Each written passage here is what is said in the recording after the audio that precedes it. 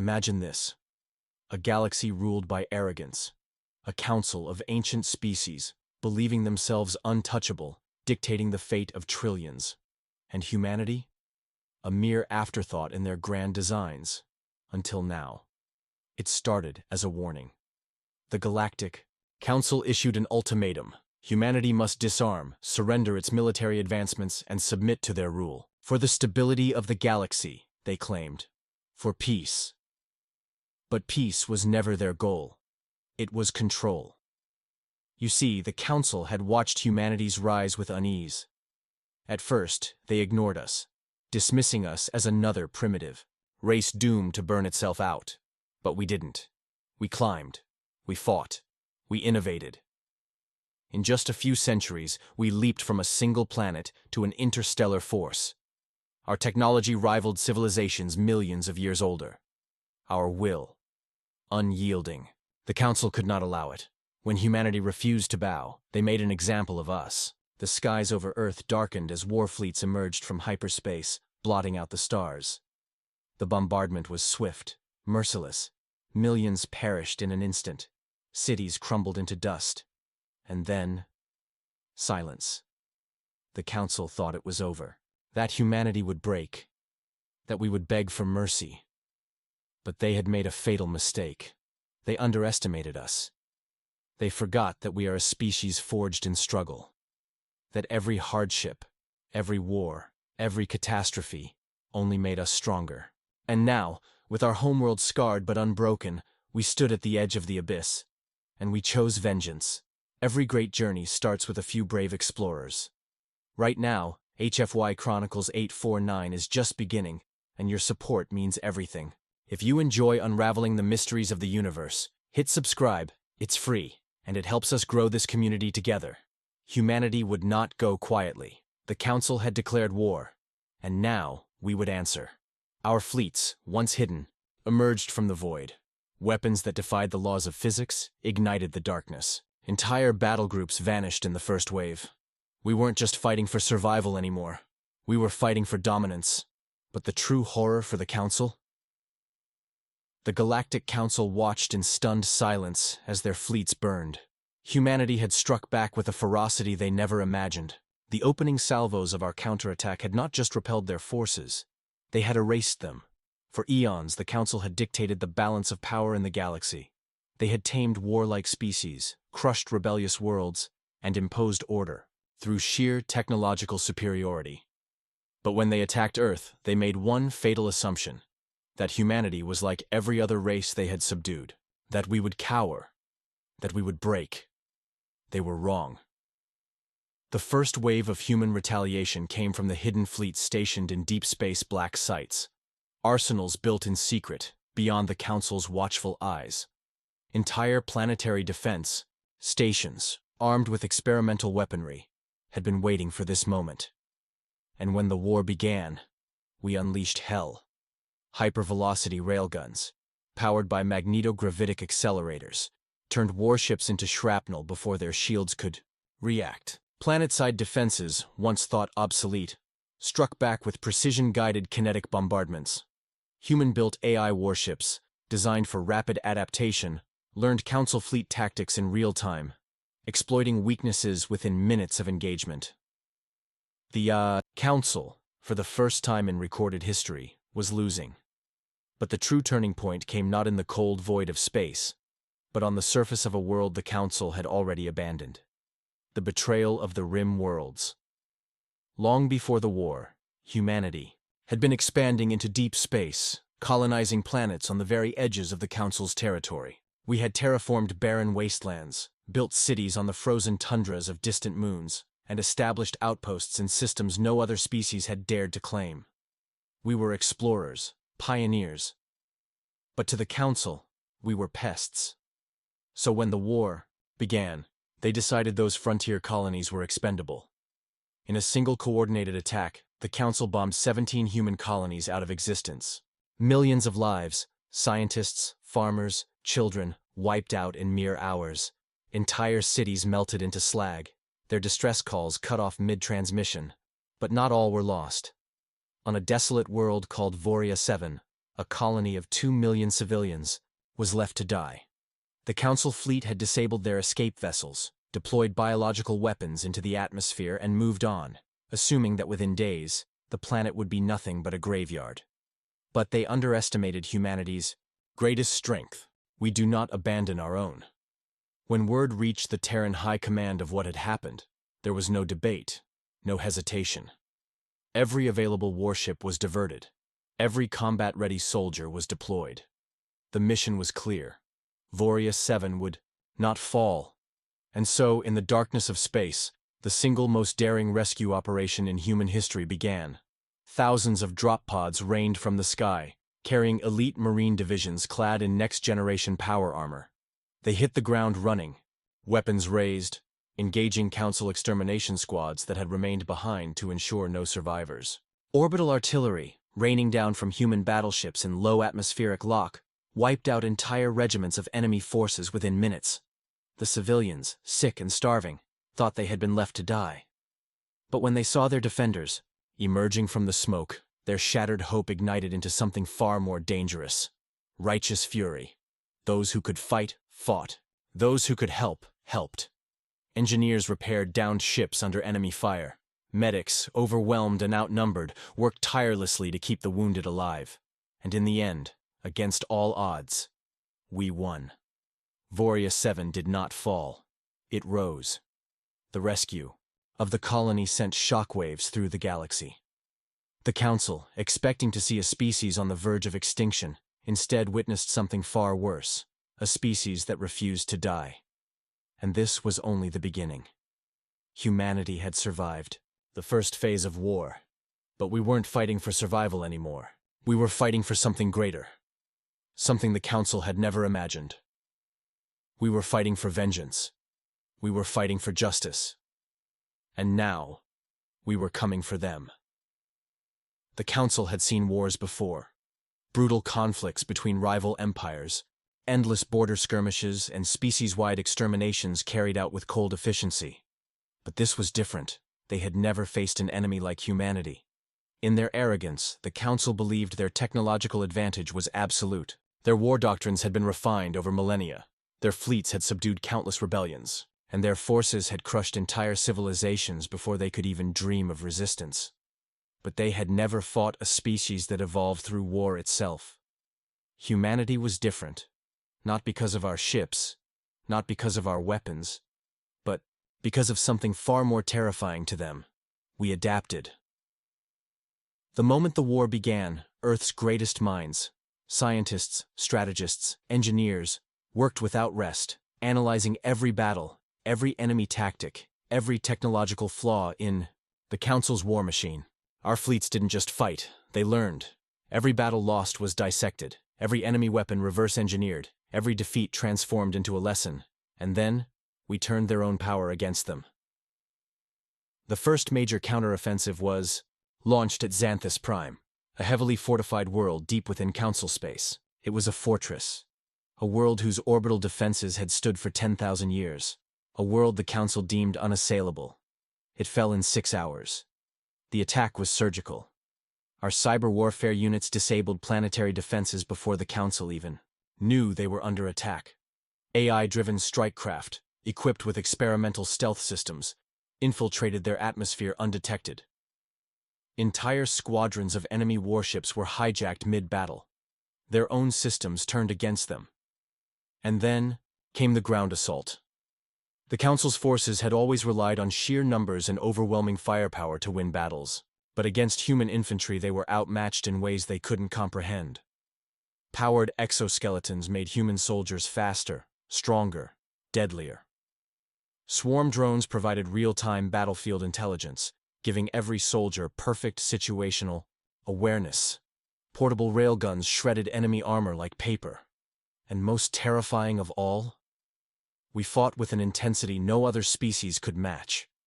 The Council's forces, warriors who had never known true desperation, broke first.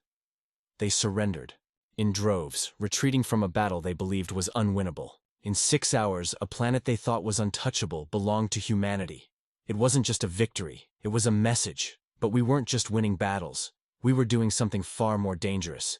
We were changing the rules of war itself. For centuries, the Council had maintained control through fear, by making sure no species ever dared rise against them. Their military was built on that foundation, designed to suppress rebellions, not fight full-scale wars against an equal opponent. But humanity didn't just resist, we pushed back harder. Every battle became a proving ground for new weapons, new tactics, new innovations. What took the Council centuries to refine, we perfected in days. They fired plasma bolts at our ships. We developed energy absorption shields. They launched kinetic bombardments. We built planetary deflectors that bounced the projectiles back. They deployed biological weapons.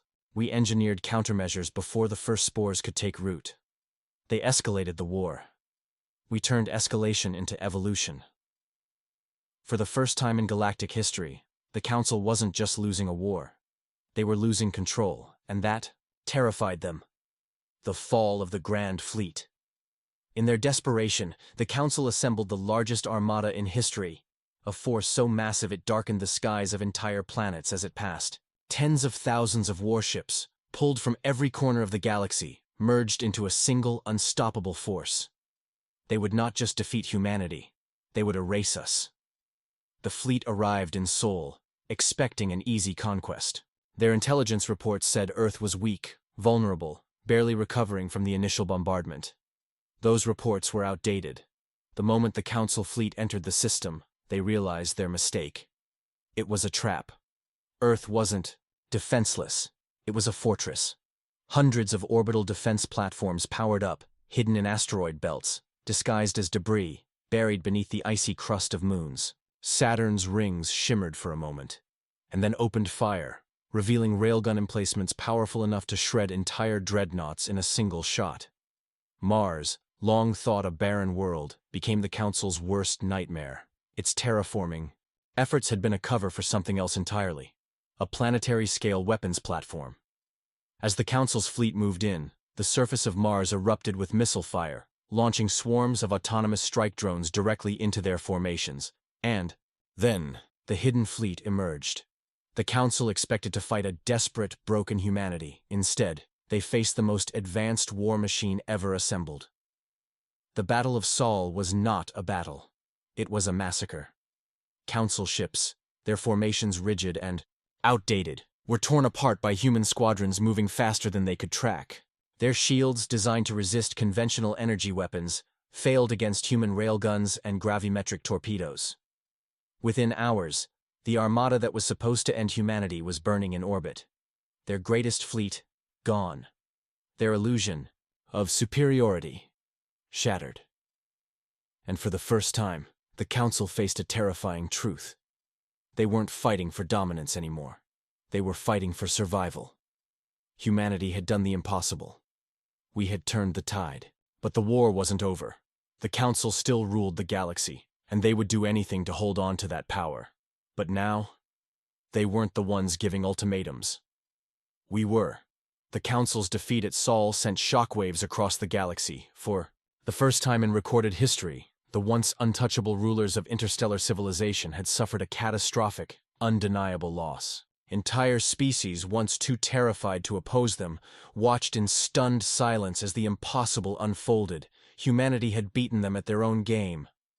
But this wasn't just about one battle. This was the beginning of the end for the Council. Their war machine, once seen as invincible, was exposed as outdated and vulnerable.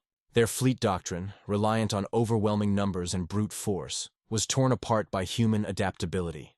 Their psychological warfare, designed to break lesser species into submission, had failed spectacularly against a race that thrived on resistance. But the most devastating blow wasn't military. It was psychological. The Council's entire hold on the galaxy depended on one thing: the illusion of absolute power. The moment that illusion was shattered, their empire began to crack.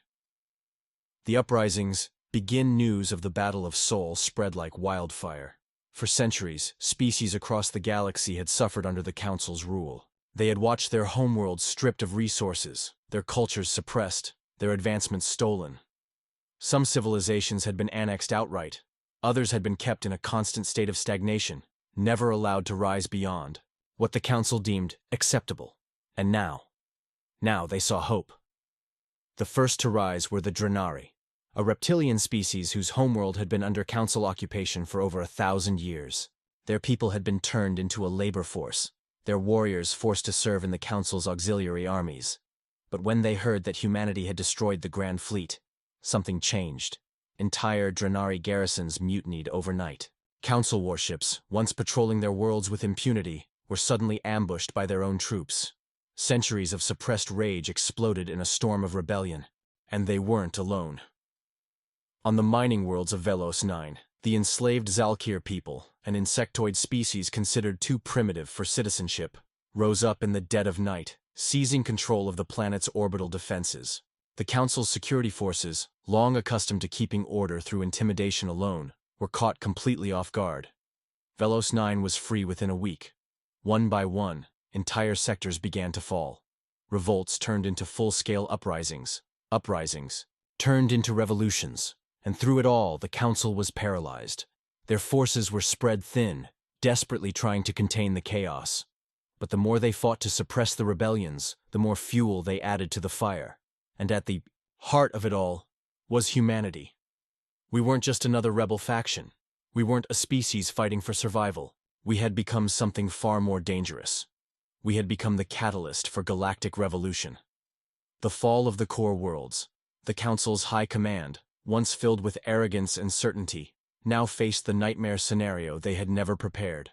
For the war was no longer about stopping humanity. The war was about saving themselves.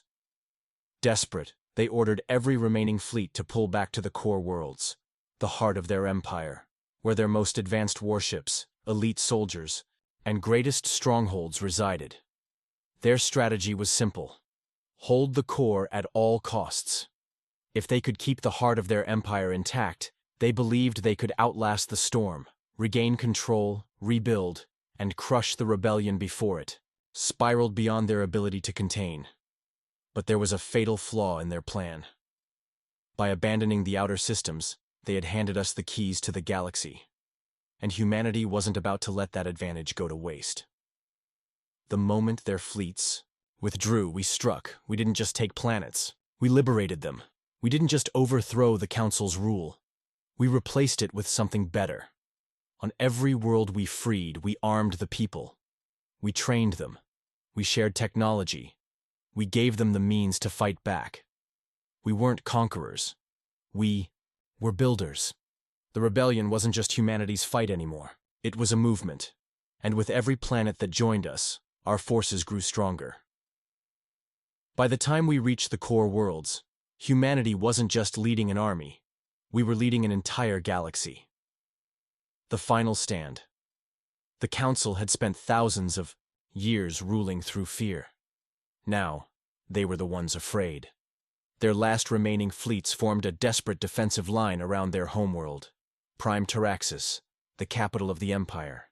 It was the most heavily defended planet in existence. Massive orbital fortresses, planetary shields, fleets so numerous that they blocked out the stars. They thought it was impenetrable. They thought they could hold the line. They were wrong. We didn't attack the way they expected. We didn't throw our forces at them in some grand battle. We starved them. We used the very tactics they had once used against weaker civilizations. We cut off their supply lines. We jammed their communications. We turned every system around them into hostile territory.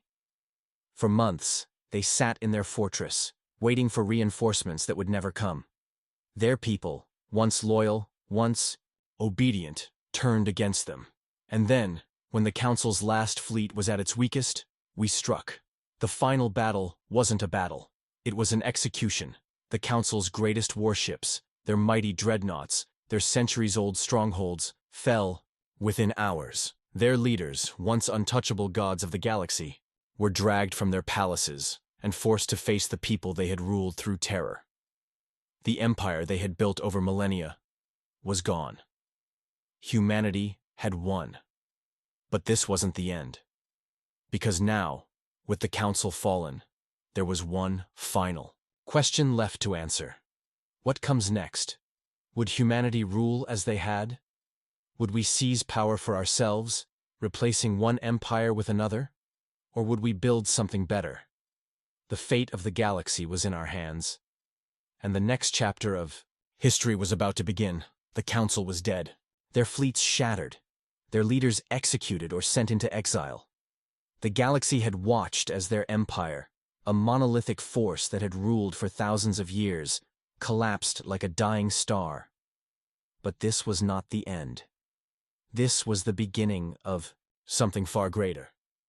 Because even as humanity stood victorious, basking in the ruins of the old order, a new challenge emerged. One far more complex than war, more difficult than any battle we had fought. Now we had to build.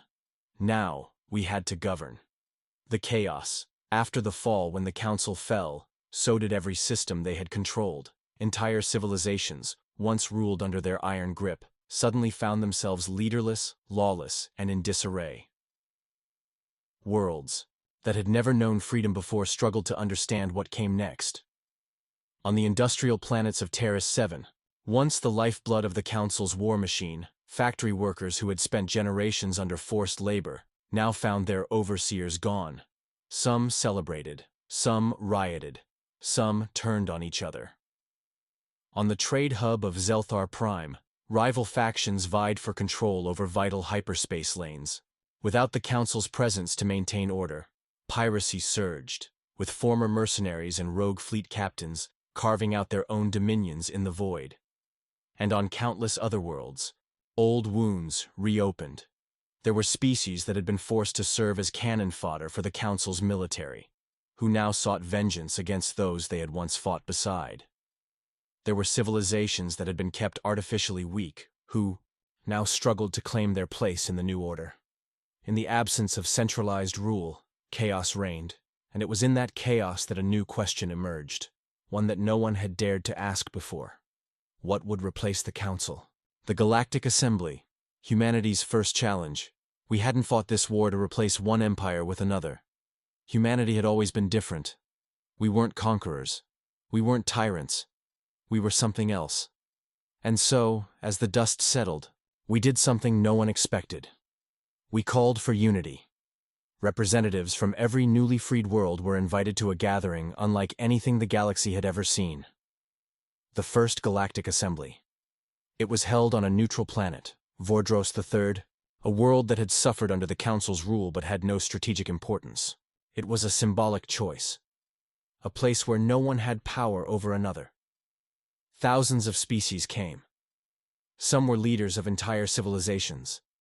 Others were warlords who had seized power in the chaos. Some came seeking guidance. Others came seeking advantage, and in the heart of it all was humanity. We didn't demand leadership. We didn't claim dominion. Instead, we offered something the galaxy had never seen before. A coalition. A system of governance where no single species ruled. Where decisions were made through cooperation, not oppression.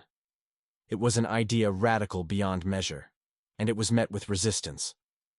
Many species, especially those who had suffered the worst, under the Council, wanted retribution. The Drenari, who had led some of the bloodiest uprisings, demanded the extermination of any species that had willingly served the Council. The Velthari trade guilds refused to acknowledge any form of government, seeking instead to carve out their own economic empire in the vacuum of power. Others feared that the assembly was nothing more than a ploy, that humanity was simply replacing the old rulers with themselves. The debate lasted for weeks. Tensions ran high. Alliances were formed and broken in the same breath. And then, the assassinations began. The Shadow War. Enemies in the Darket started with the murder of High Speaker Valor, one of the few former Council members who had supported humanity's vision of unity. He was found in his chambers, throat slit with a monomolecular blade. A message was left behind, written in his own blood: no new rulers. Then came the bombing of the Assembly Hall, where a terrorist group calling themselves the Sons of Vengeance detonated an antimatter charge, killing dozens of delegates. And finally, the ambush on humanity's envoys. A diplomatic fleet carrying Earth's representatives was intercepted in deep space by a rogue faction calling themselves the Imperial Remnant, Council loyalists who had refused to accept defeat. They broadcast a single message before opening fire. The war is not over. It became clear. There were forces in the galaxy that would never accept peace. There were those who thrived in the chaos, and there were those who still feared humanity's rise. This wasn't just a war of guns and warships anymore. This was a war for the soul of the galaxy. Humanity's response. The birth of the Galactic Vanguard. For all our victories, we had made one mistake. We had believed that peace would come easily, that the fall of the Council would mean the end of war. But war does not die so quickly, so we adapted. If the galaxy would not accept peace through diplomacy alone, then we would defend it. Humanity proposed a new force, one that would ensure order without ruling by fear. A unified defense force made up of warriors from every free world, dedicated to protecting this new fragile peace from those who sought to destroy it. They would not be conquerors. They would not be enforcers. They would be guardians. The Galactic Vanguard. Their mission was clear. Hunt down the remnants of the old empire. Root out those who sought to destabilize the assembly. Ensure that the darkness of the past never returned, and, leading them, was humanity's greatest commanders. The same warriors who had once led fleets into battle now led a different kind of war. A war against chaos itself. The future at humanity's fingertips, the road ahead was uncertain.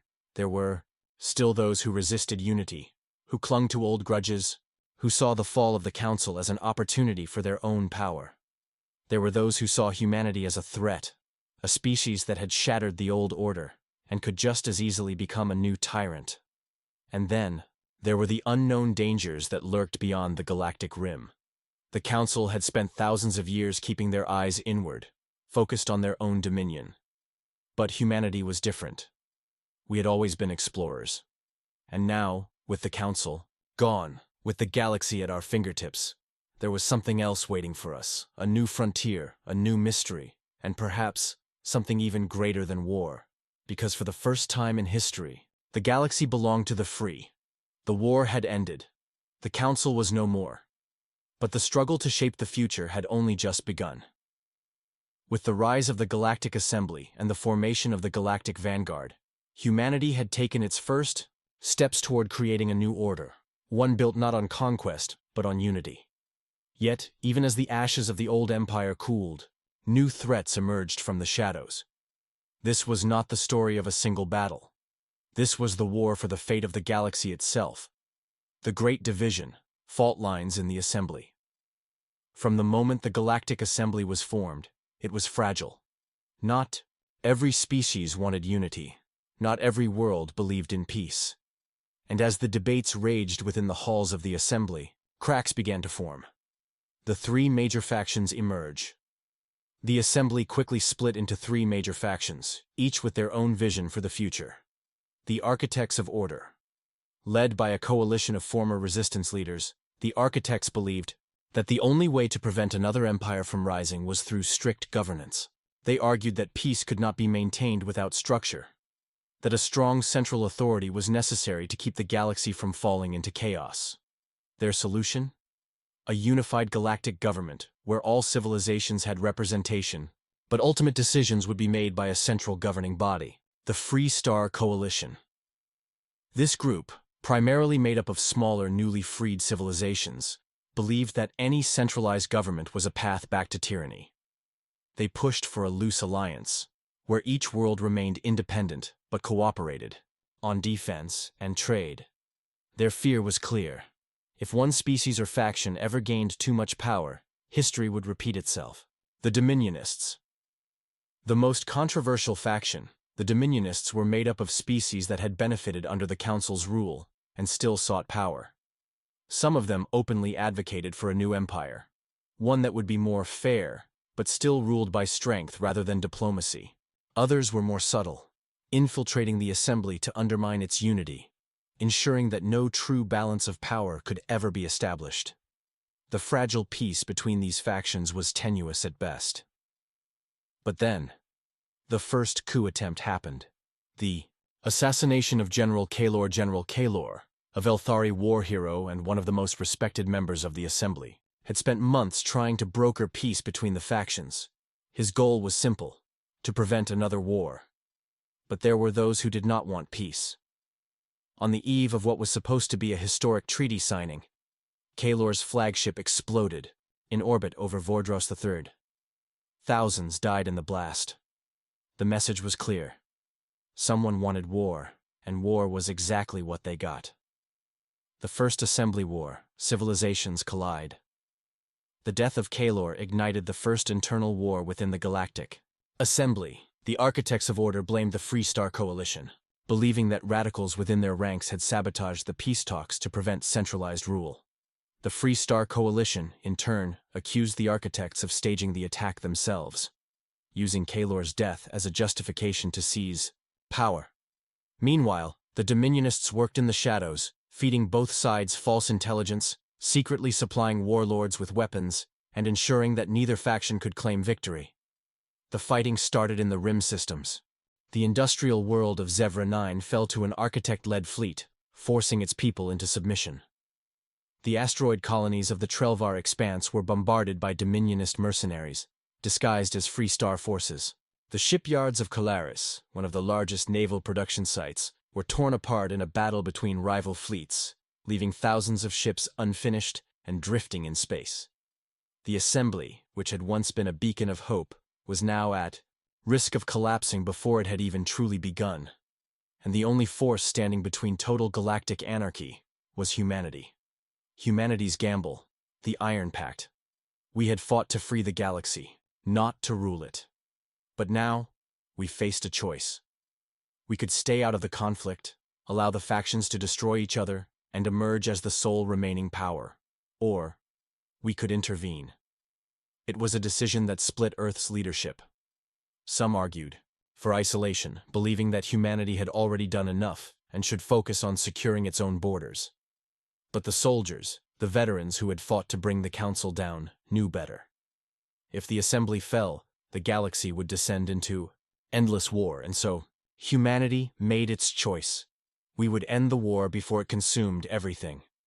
We forged the Iron Pact, an agreement between the most pragmatic members of the Assembly, those who understood that survival meant compromise, not endless war. It was not about ruling, it was about stopping the cycle of destruction. The Iron Pact forces, led by humanity's best strategists, launched a massive campaign of intervention, Operation Eclipse, a precision strike against Dominionist warlords who were fueling the war behind the scenes. The Shadow Purge, covert missions to eliminate infiltrators who had manipulated the Assembly from within.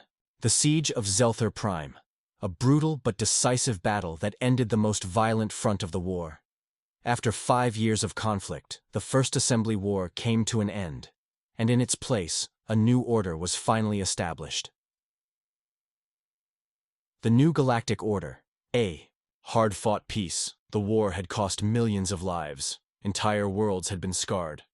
But from the ashes, something stronger emerged. The Galactic Assembly, once fragile, was now tempered by battle. It became a true alliance, not just in name, but in purpose. The Galactic Vanguard was no longer just a defense force. It became an elite peacekeeping organization, capable of stopping threats before they could ignite another war. And humanity? We had proven that we did not seek dominion. We had proven that we would fight for peace, even when others sought only war. But even as the new order took shape, whispers of a new threat began to spread. Because while we had fought to bring balance to the galaxy, something far older and far more dangerous was awakening in the darkness beyond known space. The true test of humanity's place in the galaxy had yet to come. The war was over. Or at least, that's what everyone wanted to believe. The Galactic Assembly had been reforged in fire. The First Assembly War had been won through blood and sacrifice. And humanity had proven itself not just as a warrior race, but as the linchpin holding the galaxy together. But peace is fragile. And in the vast emptiness beyond the mapped regions of the cosmos, something ancient stirred. The battles fought so far, they had only been a prelude to something far greater. The forgotten threat, whispers from the abyss, for centuries. Even during the height of the old Galactic Council's power, there had been forbidden sectors, uncharted regions of space where No civilization dared to go. They were not empty. They were avoided. Ancient records spoke of the vanished, a race so old that even the most advanced civilizations had only fragments of their history. They had ruled the stars before the Council, before even the oldest empires had risen. And then, suddenly, they disappeared. No ruins, no artifacts, only scattered legends remained. Until now. The silent beacon, a signal no one should have heard it, started with a deep space anomaly. A listening post in the outer expanse, operated by an independent research group, picked up an impossible signal, one that came from a sector long thought dead. The frequency was ancient, predating any known species. It was coded, encrypted in a way that no one had seen before. But the moment the signal was detected, something changed. Ships in nearby sectors started vanishing. Long-range probes sent to investigate failed to return. Entire planetary systems, ones thought to be uninhabited, began emitting energy signatures as if something had suddenly activated. The Galactic Assembly was hesitant to respond. After all, they had just survived one war. But humanity, we knew better than to ignore a threat in the darkness. The expedition into the Void task force was assembled, comprised of the best explorers, scientists, and soldiers from the Galactic Vanguard, led by Admiral Elias Voss. The mission? To find the source of the signal, to uncover the truth. The war was over, or at least, that's what everyone wanted to believe. The Galactic Assembly had been reforged in fire. The First Assembly War had been won through blood and sacrifice, and humanity had proven itself not just as a warrior race, but as the linchpin holding the galaxy together. But peace is fragile.